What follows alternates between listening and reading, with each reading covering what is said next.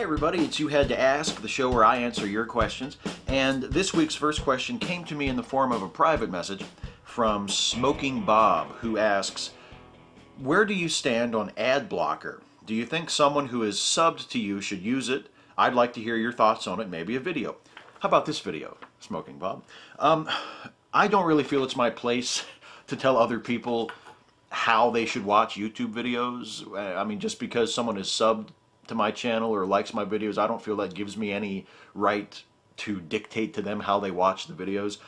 And also, just for purely legal, technical reasons, if you monetize your YouTube videos, you're really not supposed to encourage people to watch the ads or to click the ads or anything like that. Those aren't considered legitimate clicks. You know, in other words, if I were to make a video saying, hey everybody, help me out, I could use some money, please watch my videos and watch all the ads and click all the ads, that's cheating. That's not considered kosher, and you can actually have your account closed for stuff like that. So I never do that. I'm not doing that now. And again, it's really not up to me whether you use ad blocker or not. I will say this: when I watch other people's videos, I try to watch the ads, the video ads. I don't really make an effort to click on the on-screen ads unless it's something that's really fascinating, which it never is. But I do try to watch the ads that people play before videos. I just feel personally that that's important for me to do. But you do it however you want. I offer no opinion on that. Next up, from Intertessellated. This is another one that I got from a PM. Why is it almost impossible to find atheists on the internet talk against Judaism? One more thing, what the hell is up with this new age bullshit Jewish atheism? How can a person be Jewish and atheist? LOL. Well, the thing about atheists speaking against Judaism that you have to realize is most atheists on YouTube, most atheists who speak publicly, when they counter religion, if they counter a specific faith, they're almost always talking about Christianity, just because Christianity is the dominant faith in our culture, in Western culture. Most religious people you will meet in, say, the United States will be Christian of some stripe, whereas encounters with Muslims or with Jews is not nearly as common. More common now than it used to be, but still not nearly as common as your encounters with Christians. And Christian churches, Christian activist groups are much more influential and play a much larger, more important role in shaping public policy than Muslim groups or Jewish groups. So you have to keep that in mind when you think about, you know, why are atheists, why don't they ever talk about Jews? Why do they always talk about Christians? That's a big reason. And I'm not saying that that's an excuse, because I think it would be good for the atheist community to make an effort to engage not just with Christians, but also with Islam and also with Judaism. And I mean, I'm guilty of it myself. I did a 5 Stupid Things video about Moses a little while ago, and I haven't done 5 Stupid Things about Judaism. I should do that at some point. A couple of people have requested that. I think I'll do that at some point, 5 Stupid Things about Judaism.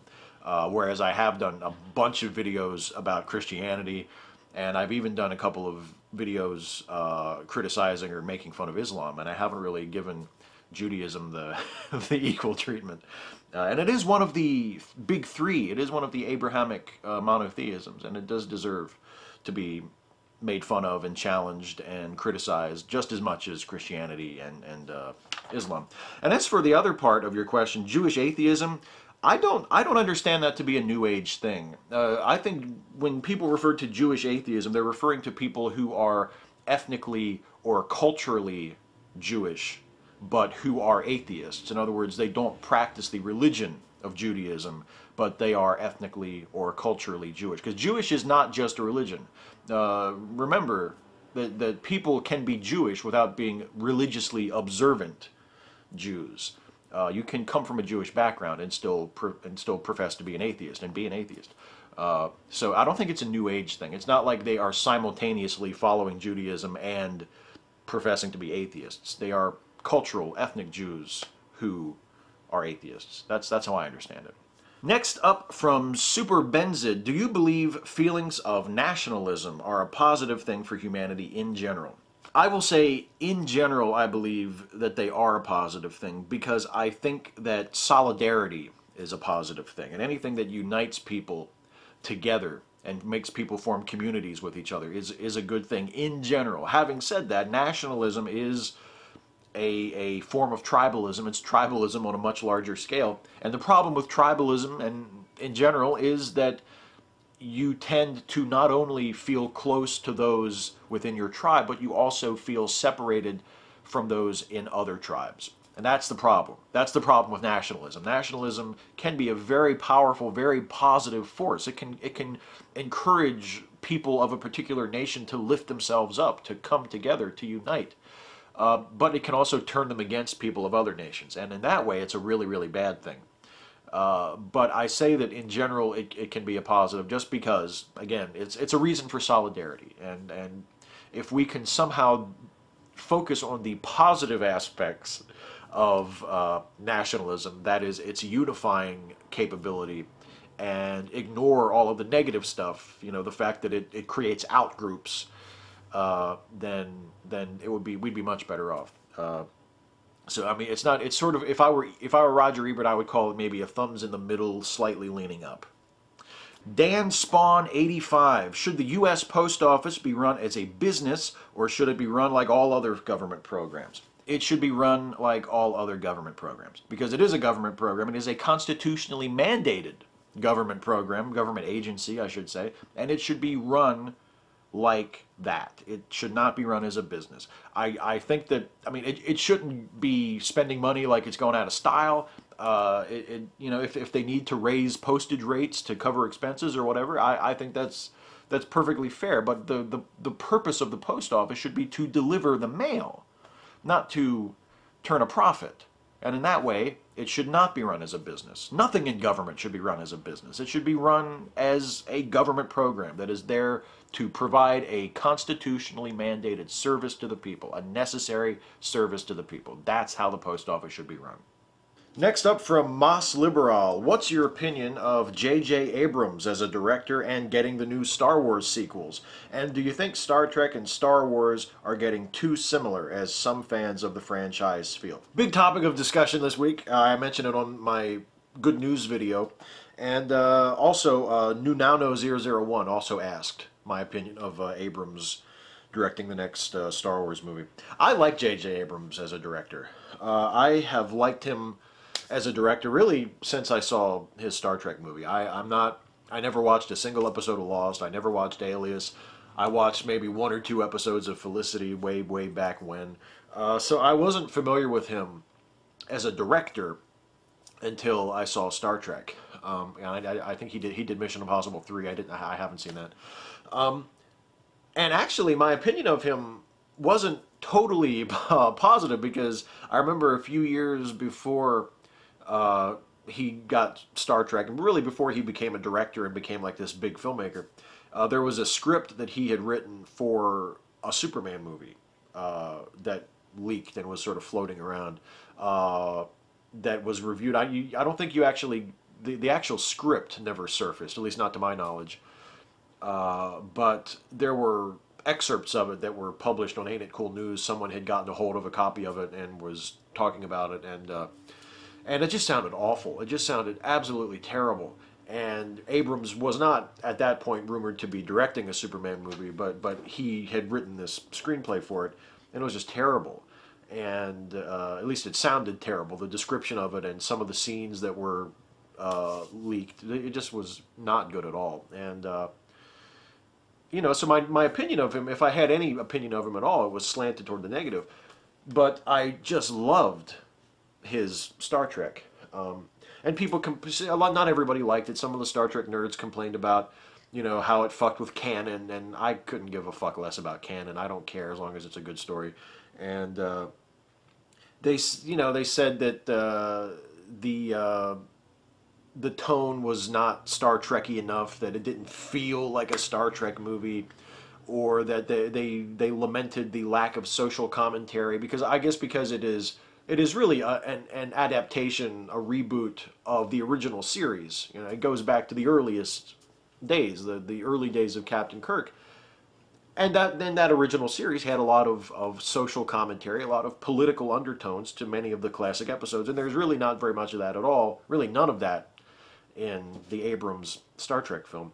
But, you know, the Star Trek movies in general, the Star Trek movies have never really been about political commentary. I mean, yeah, there's an environmental message in Star Trek 4, absolutely. There's a Cold War allegory in Star Trek 6. But the adventure story and the character development has always come first in the Star Trek movies. The political commentary, the social commentary, the messages have always, when they have been there, they have been underneath the adventure story. And so in that respect, Abrams' Star Trek movie is not a departure at all from the rest of the film franchise part of Star Trek. You know, and it has these big emotional beats, has these big character moments, Kirk meeting old Spock, and Spock losing his planet, losing his mother. I mean, all of these things, these big emotional character beats that Abrams' Star Trek focuses on, that's all very much keeping with previous incarnations of Star Trek. And it just had, it had a much more dynamic visual style, had a great sense of tactile reality. I didn't mind the lens flares. I thought they were fine. I thought the performances were great. I thought it was well written. I thought it was funny and engaging and adventuresome. And I just thought it was a great fucking movie. And definitely the shot in the arm that Star Trek needed. And I'm looking forward to the next one. I think Star Trek Into Darkness is looking pretty good. I can't wait to see it. And so, you know, I was kind of hoping that Abrams would get Star Wars, to be honest. I think I mentioned it. I did a video with Stuffy a couple months ago when they first announced that Disney had bought it and that Michael Arndt was going to write it. And I think I said in that video that I was hoping that J.J. Abrams would get it. So I'm glad that he got it. I think, you know, I think he's a good director. I think he's a good storyteller. I thought Super 8 was fucking amazing, was a great movie. That's really the movie that sold me on him as a filmmaker. Star Trek was great, but what really sold me on him as a filmmaker was Super 8, because that is such a great movie. A really enjoyable, moving movie that is both like a big sort of Hollywood spectacle movie and yet also this very personal coming-of-age story. And just a great movie. So I'm looking forward to Abrams doing Star Wars. I don't think I mean, they certainly could have done a hell of a lot worse. And I'm glad that they picked a guy who has a good visual eye and a good sense of story and a good sense of putting story ahead of spectacle and story ahead of effects, because that is definitely something that George Lucas completely forgot in the prequel trilogy that he produced and directed. I mean, the story was completely secondary to the special effects. And with Abrams, I feel like he is smart enough and he is a good enough filmmaker that he knows that balance has to favor story and has to favor character. Especially for something like Star Wars, where the fans of Star Wars, especially the fans old enough to be fans of the original trilogy, I mean, that's what you get all warm and fuzzy about. You don't get all warm and fuzzy about the special effects. You can talk about those in very complimentary ways, but what you... Yes, I know. My cat wants to talk about Star Wars, too. Come here. Come here. Come here. Well, you came up, you know, you send me such mixed signals. She meows at me and she puts her paws up on the chair, and then I go to pick her up and she starts bitching and complaining. What is your deal, man? What is your deal? Do you want to talk about Star Wars? What do you want to say? Do you think that J.J. Abrams is a good choice? You don't care, do you? You don't care, do you? You just like the lens flares. She likes the lens flares on Star Trek. She'll be wrapped to those. She just, you know. Aren't you? It's like watching fishies. You like to watch the fishies.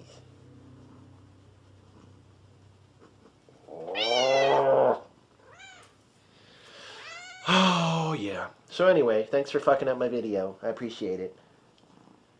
I really appreciate it. So yeah, Abrams for Star Wars I'm excited about. I think that could potentially be a really good move. And my script just fell out of my lap. Thank you so much. You really fucked up this video. This is going to be everybody's least favorite part. Everybody's going to comment on this and they're going to say, I hated the part with that kitty. And it's your fault. It's all your fault. I hope you can live with yourself. Drunken Roundtable. This may be a weird question, but I don't know who else to ask. And hey, you wanted questions and you might be able to answer it for me. So, if Superman gets his powers from our sun, why doesn't he lose his powers at night?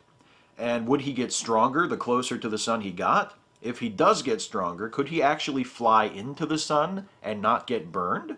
The thing you have to realize about Superman and the sun is that that is something that somebody made up probably 50 or 60 years ago because it sounded good. And we have had to deal with it ever since. The most common portrayal of Superman's sun-based power is that Superman is basically like a solar battery. He's like a living solar panel, and he absorbs the energy of the sun and stores it in his cells, and that is the source of his strength. So at night, even though the sun is not shining, he still has the solar energy that he stored from the sun during the day, and that's also what allows him to fly far away from the sun for his interplanetary and interstellar adventures, which I've never found particularly interesting. I always prefer Superman close to Earth. Preferably like just in Metropolis. You know, once he goes into space and to other planets and starts fighting aliens, that to me that's Green Lantern stuff. And if I wanted to read that, I'd read fucking Green Lantern. You know, I want Superman in fucking Metropolis. And as for whether or not he could fly into the sun and not get burned, that depends on which version of Superman we're talking about. I think the more recent versions of Superman have had him with not as much power. He hasn't been as strong and indestructible as he was portrayed, say, back in the Silver Age. So I don't know if Superman, as he is portrayed today, and I haven't been reading the New 52 stuff, I don't know if it's any different, but I know in the post-John Byrne period, he was not portrayed as being so powerful that he could just fly straight through the sun and come out without a scratch. But in the 50s, totally. I think in the Silver Age, it was said that he flew through the sun to clean his costume.